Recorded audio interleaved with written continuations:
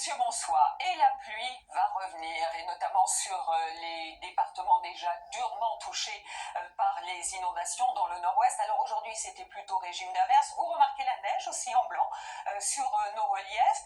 Donc, ces départements sont toujours en creux, à savoir les trois départements en vigilance rouge, donc l'Ille-et-Vilaine, le Morbihan et la Loire-Atlantique, et ces quatre autres départements. Le reste pour cette nuit et une bonne partie de la journée de demain, d'autant plus que vous le voyez, retour de la pluie avec beaucoup de vent. À l'avant, déjà quelques averses. Vous remarquez aussi la neige sur le massif central. Et ça, ce sont les restes de la perturbation d'aujourd'hui avec des averses et de la neige à partir de 900 mètres sur les autres reliefs. Ceci va se décaler hors de nos frontières dans l'après-midi, donc retour d'un temps plus calme à l'est. Mais la perturbation dans ce flux de sud progresse un petit peu en crabe jusqu'au Hauts-de-France, avec de plus en plus de nuages à l'avant, toujours de la pluie et beaucoup de vent, notamment sur les Pyrénées. Voici les températures matinales, donc ça baisse un peu, 12 près de l'océan, 10 degrés de maximum pour Nice et pour Bastia. Dans l'après-midi, le maximum toujours pour la Corse, avec tout de même quelques 17 degrés,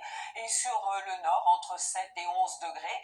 Ce n'est qu'un début de la baisse des températures, mais ce dont on va se méfier, c'est pour la journée de jeudi, eh bien cette dépression qui va passer du Long-Diraud sur le pays, avec de l'instabilité sur le sud-est, sur le sud-ouest, un petit front qui lui va glisser pour la journée de vendredi sur une bonne partie du pays, mais il va se heurter aux hautes pressions. Retour progressif de l'anticyclone pour le début du mois de février, avec de temps en temps un petit peu plus de nuages, peut-être pour la journée de mardi sur le nord du pays. Et puis tout de suite, eh bien c'est le grand concours à propos des 50 ans de TF1, auquel on associe bien évidemment notre Catherine Laborde, dont on a appris ce matin la disparition.